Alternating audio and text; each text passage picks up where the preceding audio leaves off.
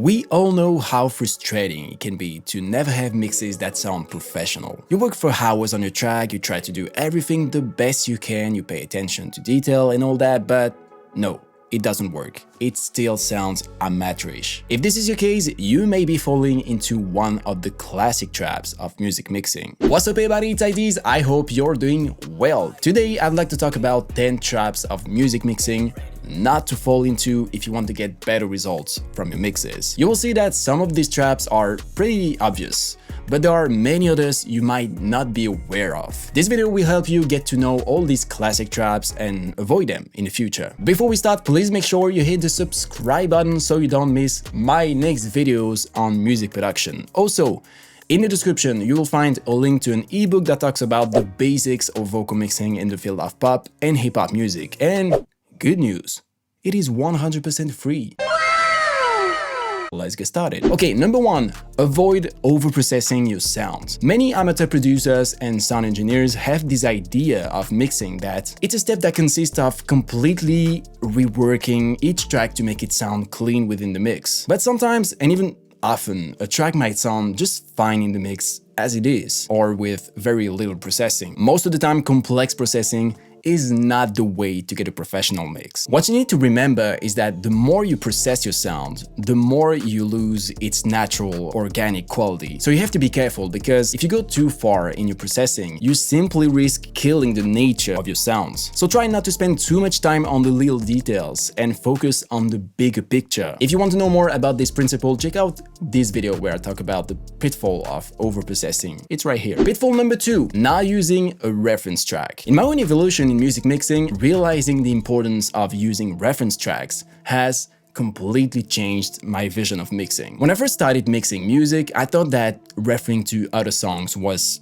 pointless and would just confuse my ears. Hold it. This is getting confusing. But in reality, it's a highly effective way of mixing music in a more professional way. If you don't know what I'm talking about, using reference track is simply listening to professionally mixed songs before and or during your mixing session to recalibrate your ears. This will help you reevaluate the balance, the frequency spectrum, and the dynamics of each track. In short, you will recover your objectivity and lucidity. Next one, soloing your tracks too often. In music mixing, the solo button is both your best friend and your worst enemy. Your best friend because it allows you to listen to a source with greater precision and detail, as it won't be masked by the rest. But also your worst enemy because it takes you away from the basic principle of music mixing, which is to blend several tracks together to build a well-balanced and cohesive whole. Getting a track to sound good on its own is fine, but if it doesn't blend well with the rest, then your mix won't be any good. Don't forget that listeners will hear your mix as a whole, not as individual tracks. In general, I would say that 30-40 seconds is the maximum to listen to a solo track, after which you will quickly lose objectivity. So after those 40 seconds, listen again for a few seconds in context, then come back to your solo track. Pitfall number 4, listening at inappropriate volume. When mixing music, you shouldn't listen too loud,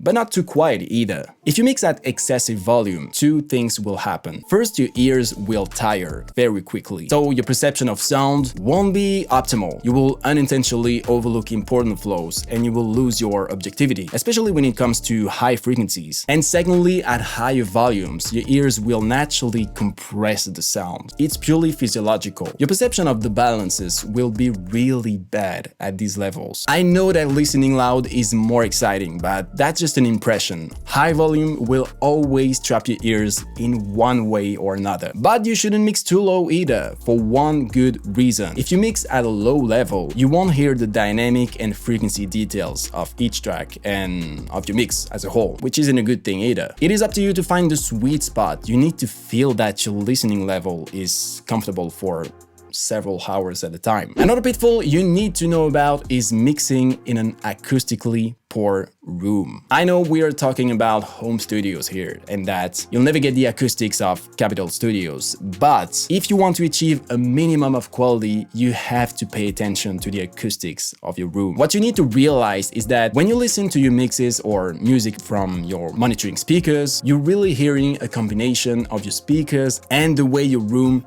reacts to sound. I'm not gonna say it's 50-50, but it's very close. In short, try to keep this in mind. 1. Avoid listening close to flat surfaces such as empty walls. 2. Try to place absorbent panels around your listening area. And finally, as for what's at your back, just keep in mind that flat surfaces are always your enemy, and anything that makes reflections more random will help make your room more airy and lively. You can also buy diffuser panels, but they are more expensive. The next trap is very similar to the previous one, as it also has to do with ears, and that is not taking enough breaks. I'm gonna be honest, for me, taking breaks is one of the fundamental pillars of music mixing. In fact, what you have to understand is that when you listen to something over a long period of time, your ears will adapt and get used to what they're receiving. This means basically that when you're mixing, the more time goes by, the less you'll be able to identify the flows in your mix. It's purely natural and simply impossible to avoid. And the only really effective way to refresh your ears is to take breaks. Ideally, if you mix for a long time over the course of a day, I would advise you to take a break every hour. It doesn't have to be long. 5 minutes is enough. And if I can give you just one more piece of advice, when you come back to your mix after you break, try to quickly identify any flows and write them down somewhere. Because during the first minutes, that's when your ears are going to be the most lucid. So don't underestimate the power of breaks. They can really add a lot to your mixes. Okay, trap number 7, trusting what you see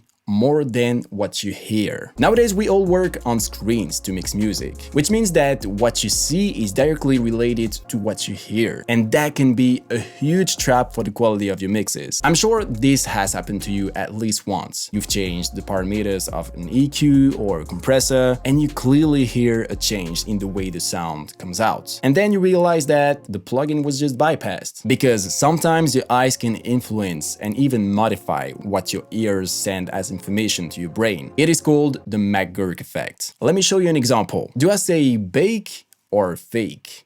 Fake. Fake. Fake. Fake. When you look at the screen on the right, I say bake. But when you look at the screen on the left, I say fake. Crazy, isn't it? And that's exactly what the McGurk effect does to your brain. Your eyes can completely trick your ears. So try to look away from the screen sometimes, or even turn around, and the perception of your mix will be completely different. Pitfall number 8, relying too heavily on presets. Presets can really help you get a good starting point for your mixes. And even today, I use a lot of presets myself when mixing tracks, but you can't rely on that alone. For example, a compressor preset that says, I don't know, heavy drum bass might just not work on your drum bass. You always have to listen to what the preset does to your sound and adapt the parameters accordingly. But don't just use presets and tell yourself that if it says this, it will do. It doesn't work that way. Another trap you need to be aware of is neglecting automations. Honestly, automation is one of those things that make the difference between amateur mix and a pro mix. Mixing music isn't just about getting the right balance and making space for every element in your mix by choosing the right plugin settings. It's also about being able to do precise tracking throughout the entire song. Nowadays, everything can be automated, from your plugin settings to the send level to your reverbs. There are like no limits. So take the time when you're balanced right to follow every second of your mix and make it as lively as possible. And the last trap not to fall into is neglecting mono compatibility. This point is very important because when you mix your music, you always listen to it in stereo in a very comfortable way with, I guess, very comfortable monitoring speakers. But you always have to keep in mind that many people are going to listen to your mix in mono, whether you like it or not. Whether on the phone or on a portable speaker, a large proportion of people won't listen to your mix in stereo, or at least not all the time. So you need to make sure beforehand, as you work on each project, that your mix sounds good in stereo as well as in mono. To do this, you can use a plugin like S1 Imager from Waves, for example. You can also tighten the stereo image of your master track, or you can use the mono button on your monitoring controller if you have one. It might seem trivial, but doing it at least once before exporting your mix is really essential to avoid phase problems that could kill your mix. Alright, that is it for this video. I hope you found it interesting, and I hope that you will no longer fall into these classic traps when you mix music in the future. Before you leave, make sure you drop your like if you enjoyed this video, and to subscribe to this channel if you want to watch more videos like this one. And by the way, if you have any questions, post them in the comments and I will be very happy to answer them as soon as I can. See you soon. Bye-bye.